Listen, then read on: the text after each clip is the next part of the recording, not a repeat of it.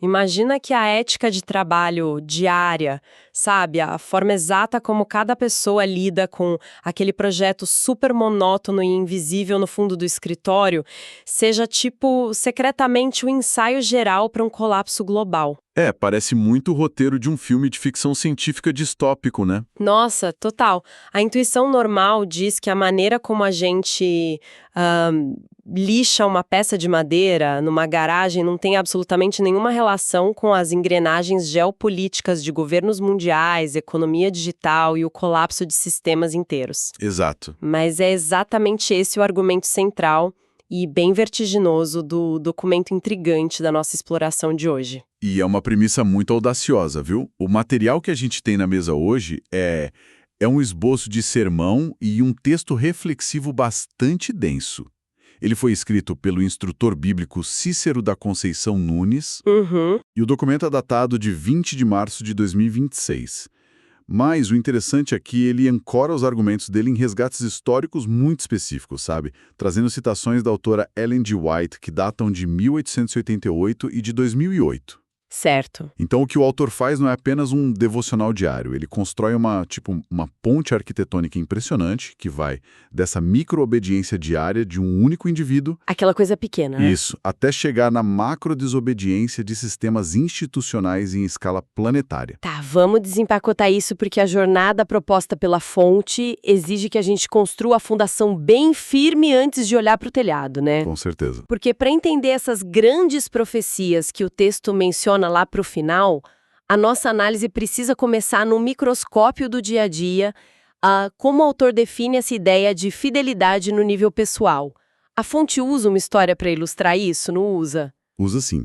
O texto abre com a metáfora do relojoeiro, que, no fim das contas, serve como a âncora moral para absolutamente tudo que vem depois. Ah, legal. A narrativa pede para a gente imaginar um antigo relojoeiro numa pequena vila que decide ensinar o ofício dele a dois aprendizes. E o cenário é bem clássico. O primeiro aprendiz é um prodígio da estética, sabe? Ele tem mãos super ágeis para o design e foca toda a energia dele em criar relógios de ouro luxuosos. Aquele relógio de vitrine para impressionar. Exatamente. Incrustados de detalhes, encomendados por nobres, pessoas de alto status social. Mas aí surge o problema. A vaidade toma conta. Ah, clássico. Ele começa a negligenciar as engrenagens internas. Aquelas peças minúsculas de metal que ficam escondidas, sabe? O raciocínio desse aprendiz é muito simples. A beleza ofuscante e o peso do ouro da carcaça vão mascarar qualquer falha mecânica lá dentro. Até porque ninguém abre um relógio de luxo para olhar as molas, né? Ninguém faz isso. É a famosa maquiagem estrutural. A aparência compensando a completa falta de substância. E o segundo aprendiz? Imagino que seja o oposto exato, né? A armadilha narrativa está justamente aí. O contraponto que o autor oferece é fascinante. Esse segundo aprendiz tem limitações físicas muito claras. Ele tem mãos trêmulas, falta para ele aquele dom para a ourivesaria fina. E ele só consegue montar relógios bem rudimentares, feitos de madeira comum mesmo. Voltados para os camponeses locais. Isso. Nada de vitrines brilhantes para ele. Só que, no entanto, é no interior da peça que a mágica acontece. Ele passa horas a fio lixando as asperezas da madeira, polindo cada dente das engrenagens. Nossa, um trabalho super minucioso. Muito minucioso. E lubrificando perfeitamente aquelas peças internas que, absolutamente ninguém vai ver. E aí o autor narra que, anos depois, o veredito do tempo se revela, né? Deixa eu adivinhar, o de ouro quebra. Exato. Os relógios de ouro luxuosos param de funcionar, destruídos pelo próprio atrito interno das peças mal acabadas.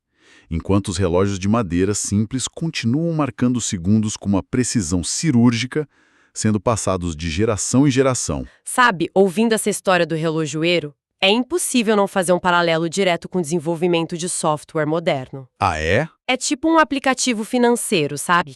Que tem uma interface de usuário deslumbrante, botões dourados, animações fantásticas no front-end, tudo feito para impressionar o investidor na tela do celular. Sim, aquela experiência do usuário perfeita. Perfeita.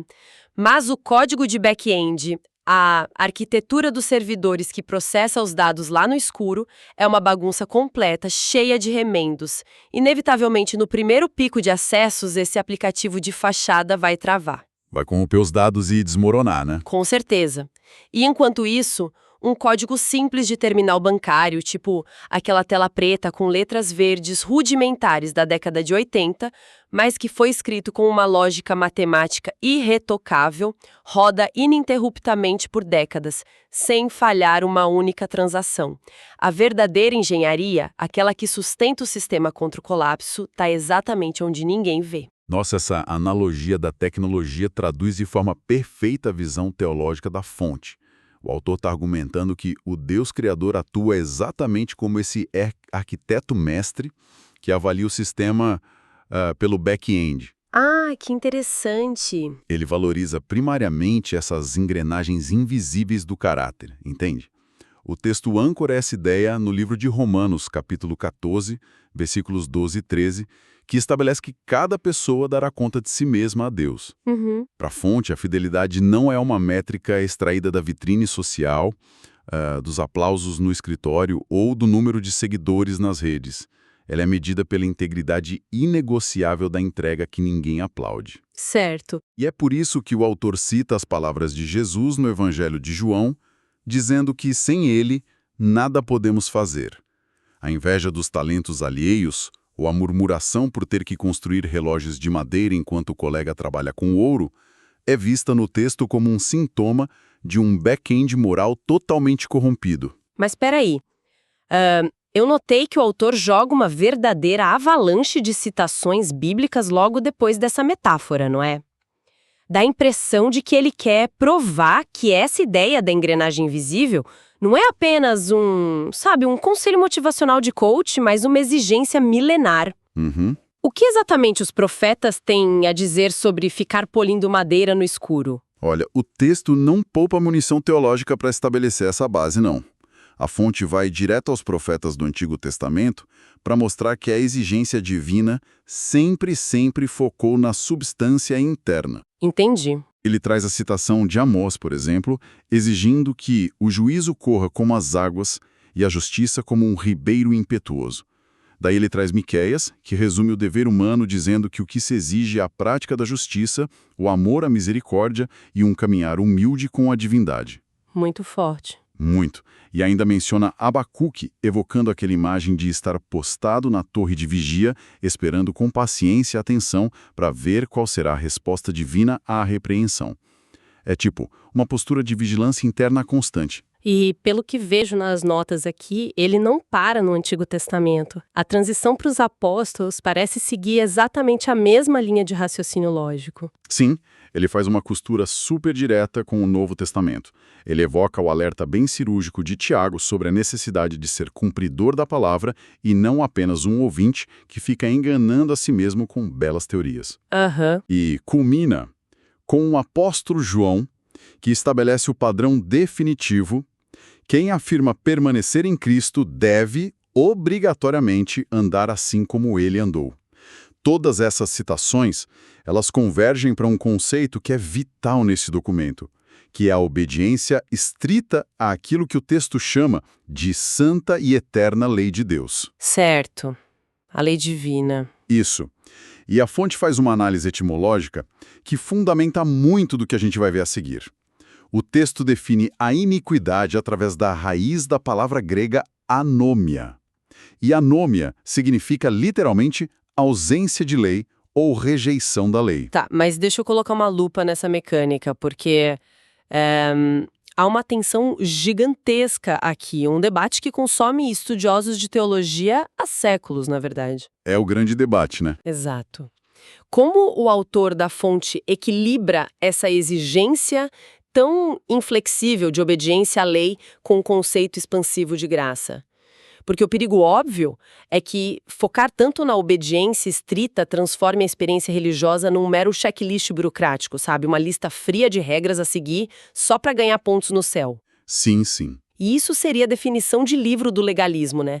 Como o texto resolve esse paradoxo sem desmoronar a própria tese? Essa é uma ótima pergunta, e o autor demonstra ter muita consciência desse risco.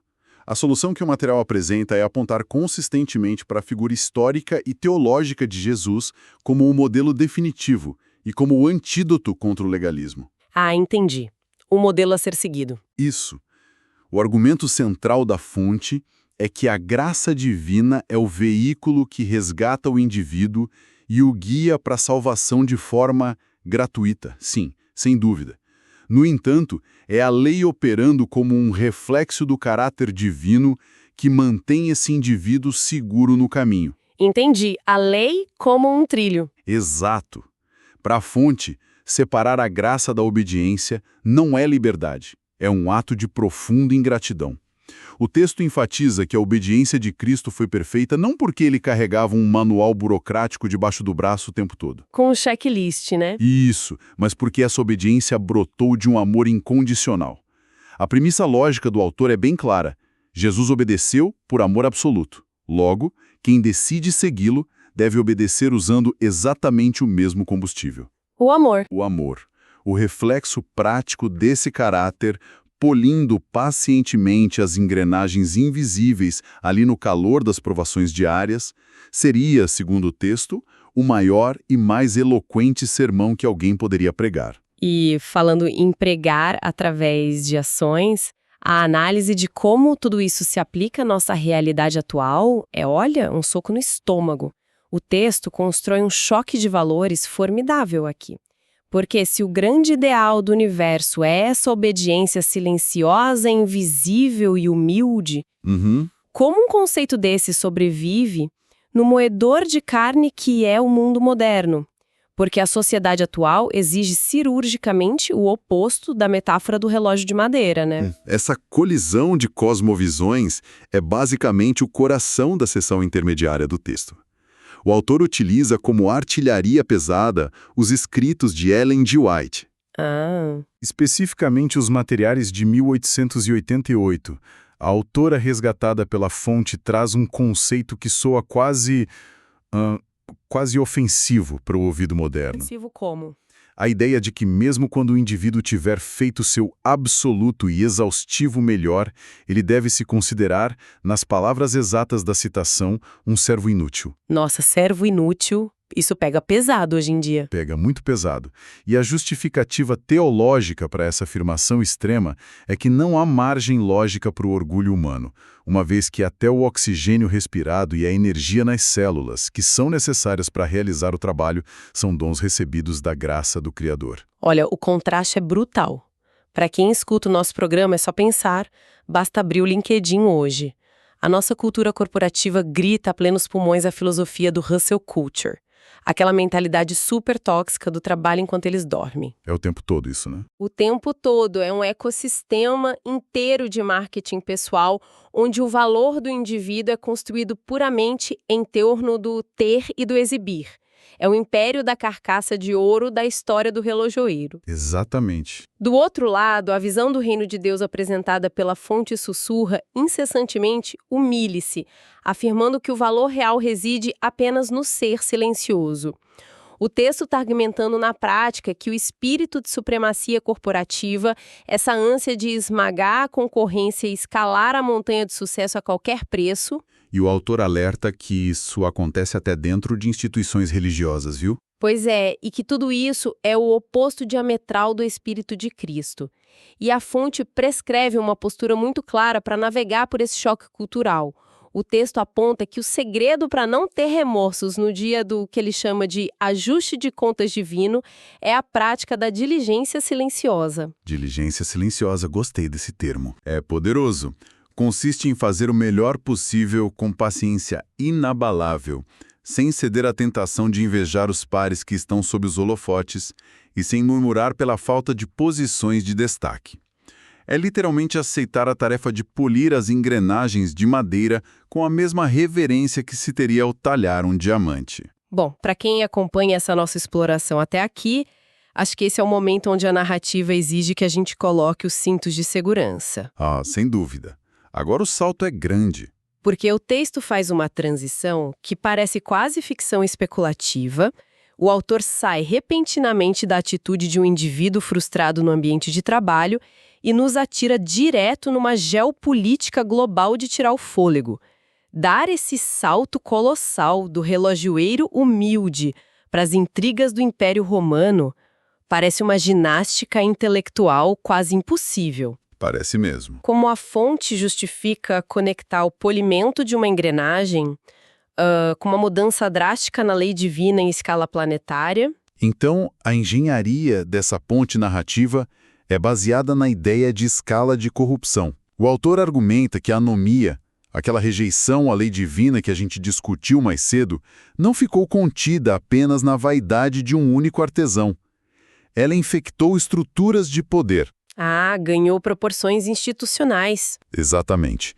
O texto ancora essa transição na interpretação profética clássica do livro de Daniel, no capítulo 2, na famosa visão da estátua composta de vários metais. As pernas de ferro representam o quarto grande império mundial. A fonte, seguindo a linha interpretativa adotada, identifica esse poder férreo como Roma. O Império Romano. Começando por sua fase imperial, sobre os Césares, e posteriormente transicionando para o seu desdobramento papal. E é crucial notar aqui para nossa audiência que a nossa análise visa apenas desvendar a mecânica da visão apresentada pelo material fonte, tá? Mantendo total imparcialidade e neutralidade sobre as instituições mencionadas. Claro, com certeza. Nosso foco é puramente explorar os argumentos do texto.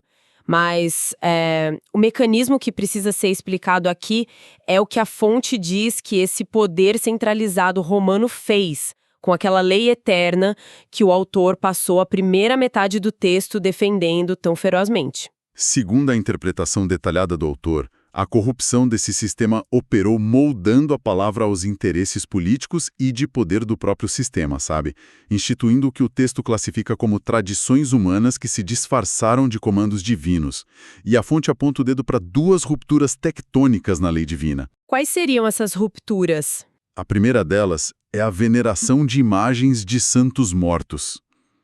O texto argumenta que essa prática foi construída sobre uma base teológica corrompida, a falsa doutrina da imortalidade da alma natural. Certo. Para refutar isso, o autor evoca passagens bem contundentes, como Eclesiastes capítulo 9, que afirma categoricamente que os mortos não sabem coisa nenhuma. A introdução de dogmas estranhos à lei original seria o equivalente, na nossa metáfora, a colocar peças adulteradas no interior do relógio. Faz sentido dentro da lógica dele. E a segunda mudança, pelo que eu vejo aqui na estrutura do texto, parece ser o eixo em torno do qual a profecia global do autor começa a girar com força total, não é? Sim, a segunda alteração ganha o peso de um evento definidor de toda a história humana. Trata-se da substituição deliberada do sábado bíblico pelo domingo como dia oficial de guarda e adoração. A mudança do dia de descanso. Exato. O texto aponta o imperador romano Constantino como o catalisador inicial desse processo profundo, com o decreto dominical dele promulgado no ano 321 d.C. E para cimentar teologicamente por que essa mudança importa tanto para o tribunal celestial, o autor faz um movimento intelectual muito surpreendente. Ele traz Hans Kelsen para o meio do debate apocalíptico. Espera um pouco. Hans Kelsen, o jurista austríaco, o arquiteto da teoria pura do direito. Ele mesmo. É sério que um texto teológico sobre o Apocalipse usa um jurista do século XX para explicar a mecânica do julgamento divino final? Como isso sequer faz sentido lógico? Eu tô perplexa. É brilhante, na verdade. Faz todo sentido dentro da argumentação de legitimidade do autor. Ele toma emprestada a máxima de Kelsen, que é o pilar do direito moderno, nullum crimen sine praevia lege. Ou seja, não há crime nem pena sem lei prévia. Ah, entendi o caminho que ele está fazendo. A aplicação analítica que a fonte faz disso é fantástica em sua simplicidade estrutural. O argumento é o seguinte: se há premissa de que Deus vai executar um juízo final sobre a humanidade, então, por uma necessidade lógica e de justiça, deve haver uma norma jurídica legítima, prévia e imutável regendo esse tribunal. Deus precisa de uma constituição. Exatamente. Uma constituição celestial inalterável para que o juízo dele não seja tirânico. Para a fonte, essa constituição é a lei de Deus em sua forma original, exatamente como foi entregue. sem aqueles remendos e alterações de calendário que as instituições de poder romano fizeram ao longo da história. Se o Estado humano muda a lei divina, o julgamento final perde a base legal, entende? A menos que o indivíduo decida se manter fiel à lei original, mesmo sob pressão. Exato. Deixa eu ver se eu entendi a lógica política por trás disso. Porque mudar o calendário, à primeira vista, parece algo tão burocrático, sabe? Porque, segundo o raciocínio da fonte, alterar um dia de descanso importa tanto para o controle de um império. O que o texto sugere é que, ao mudar o dia de adoração do sábado, que é o mandato original do Criador, para o domingo, que é imposto pelo imperador, o sistema não está apenas ajustando uma folga na semana. Ele está alterando a lealdade fundamental do cidadão. Perfeito. O Estado se coloca entre o indivíduo e Deus, substituindo a autoridade do Criador pela conveniência política do imperador. É uma ferramenta de unificação populacional e controle mental absoluto, não é? Essa é a leitura precisa do mecanismo de poder na visão do autor. E isso nos leva à questão crítica de como ele vê esse padrão histórico se repetindo no futuro. Para provar que essa regulação do tempo é uma arma civil, o texto mergulha na história e cita o fenômeno das Blue Laws, ou leis azuis. Ah, as leis azuis dos Estados Unidos, né? Isso. Elas vigoraram pesadamente por lá entre os séculos 17 e 20. E não eram meras sugestões morais, eram legislações civis rígidas. A fonte lembra que essas leis proibiam estritamente o comércio, o entretenimento e o trabalho aos domingos. Tudo fechado por lei. Tudo. E o mecanismo de coerção ia mais longe. Em certas colônias puritanas, o Estado utilizava força policial mesmo, para obrigar a população a comparecer aos cultos dominicais, sob ameaça real de pesadas multas, confisco de bens e até prisão para quem desobedecesse. Caramba! O autor usa a história dessas leis azuis como a prova empírica de que o Estado moderno tem, sim, precedentes para policiar a consciência religiosa. O que ocorreu no passado é visto como um ensaio geral para a crise futura. E é aí que o material atinge o seu clímax especulativo, onde ecologia, religião e infraestrutura bancária sofrem uma verdadeira fusão nuclear no texto. O autor introduz a ideia do Domingo Verde. A fonte constrói um cenário que não soa mais como um livro de teologia antigo, soa como uma manchete do Jornal de Amanhã. Totalmente. A argumentação do autor atinge o ápice ao analisar o atual clamor global por sustentabilidade. Sabe? A fonte aborda uma proposta que já é amplamente discutida nos fóruns modernos. A implementação de um dia de descanso global semanal, mas estruturado não com a linguagem antiga do puritanismo. Agora tem um verniz mais moderno, né? Exato. Com verniz inquestionável da salvação do planeta, do combate às mudanças climáticas e da redução das emissões de carbono, o famoso Domingo Verde. E para a lente profética do texto, essa roupagem ecológica que é aparentemente nobre e civil é o verdadeiro cavalo de Troia. Nossa, o cavalo de Troia ecológico. O autor interpreta esse movimento como o prelúdio prático para a imposição daquilo que o livro do Apocalipse chama de marca da besta. E a fonte é categórica ao afirmar que a besta que surge da terra, que é identificada no escopo profético do texto como os Estados Unidos, é a potência que usará de toda a sua influência geopolítica para validar essa prática em escala planetária. Olha, essa construção me faz pensar numa analogia muito clara para o mundo de hoje.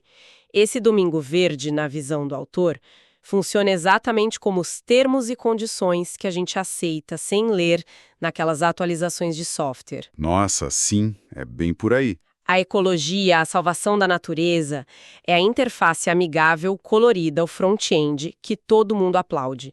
Porque, afinal, quem seria contra salvar os oceanos? Ninguém, né? A causa é boa. Exato. Mas o contrato invisível, o back-end nefasto que o sistema força a humanidade a aceitar ao clicar em concordo, é a submissão espiritual totalitária a um sistema de dogmas estatais disfarçados de virtude cívica. E a punição para quem se recusar a assinar esse contrato de termos e condições global segundo a interpretação do texto será puramente econômica. O autor cita diretamente o livro de Apocalipse, capítulo 13, versículo 17. Aquele que fala sobre comprar e vender? Esse mesmo. O texto profético decreta que ninguém poderá comprar ou vender se não tiver a tal marca ou sinal. A genialidade da análise da fonte é situar essa profecia milenar dentro da nossa transição técnica contemporânea. O mecanismo de controle não vai precisar de guardas armados na porta dos supermercados. Não, seria inviável. Exato. A restrição será puramente algorítmica. E a nossa audiência pode imaginar isso muito claramente. Se a gente olhar para esse alerta da fonte sobre o controle de comprar e vender e cruzar com o atual desmonte do dinheiro físico em prol da adoção massiva das moedas digitais de bancos centrais, os chamados CBDCs... As moedas digitais programáveis. Isso. A ideia de ter o próprio poder de compra desligado instantaneamente com um simples clique no mouse, sabe, por desobediência a um decreto global, deixa de ser uma metáfora poética sobre perseguição antiga. É uma realidade técnica que já possui infraestrutura montada e testada. O mecanismo está pronto, aguardando apenas o pretexto. A convergência tecnológica e profética descrita pela fonte é muito inegável. A tecnologia contemporânea fornece, pela primeira vez na longa história das civilizações, a arquitetura de banco de dados perfeita para que esse bloqueio comercial descrito no Apocalipse seja executado em milissegundos, com uma eficiência global implacável. Então, com todas essas engrenagens girando soltas na mesa, onde o autor amarra essa enorme tapeçaria? Daquele artesão de madeira humilde do começo à ditadura algorítmica global. Qual é o destino final na visão dele? Se a gente recapitular o trajeto traçado pela fonte, vemos uma tese coesa de causa e efeito cósmico. O texto começa exigindo que o indivíduo lixe as engrenagens invisíveis do próprio caráter, aprendendo que obediência e integridade sem holofotes são a essência da vida. A fonte faz aquele alerta brutal contra a vaidade do ambiente corporativo e religioso. A história da carcaça de ouro. Isso. E usando essa integridade profunda como armadura, o material projeta o indivíduo no meio de uma encruzilhada apocalíptica, partindo da premissa de que as estruturas macro-humanas do Egito, a Roma e as potências modernas inevitavelmente buscarão a corrupção e a hegemonia de controle. No entanto, o desfecho oferecido pelo autor não é a distopia financeira. Não termina no bloqueio das contas, então? Não. A nota final é ancorada na visão de Daniel 2, a pedra cortada sem auxílio de mãos. Esse é o símbolo direto para a intervenção do próprio Criador, esmagando a estátua dos governos corrompidos e estabelecendo um reino definitivo de justiça. A encruzilhada final deixada para reflexão é inescapável. Submeter-se à criatura e seus sistemas digitais de controle ou permanecer fiel ao Criador. O autor encerra com um veredito bem contundente do livro de Atos, capítulo 5, mais importa obedecer a Deus do que aos homens. Visões do nosso tempo. Fica essa reflexão final para quem nos ouve. É o grande desafio, né? Porque ou talvez quando chegarmos a um ponto crítico, onde as regulamentações ambientais globais, que sabemos serem tecnicamente urgentes e incontornáveis para a manutenção física da Terra, acabarem se fundindo de forma inseparável com dogmas religiosos antigos e com as chaves mestras do sistema bancário digital globalizado, como o indivíduo moderno conseguirá discernir e separar o que é um dever cívico necessário à sustentabilidade daquilo que é uma submissão ideológica e espiritual que rouba sua alma? Uma linha muito tênue. Muito tênue. Como a liberdade de consciência, a última trincheira da mente humana, conseguirá respirar num mundo hiperconectado, onde a obediência e a virtude moral se tornaram métricas puramente financeiras que ligam e desligam o acesso à própria sobrevivência. O desafio supremo é, no fim das contas, a resistência do pequeno relógio de madeira diante das brutais engrenagens de ferro do sistema mundial. Chegamos ao fim da nossa exploração de hoje. Agradecemos muito a companhia de cada pessoa que dedicou o tempo a esse nosso mergulho profundo. Num ecossistema abarrotado de ruído superficial, buscar entender as engrenagens profundas das ideias nunca foi tão urgente. Até a nossa próxima análise. continuem questionando o back-end da realidade.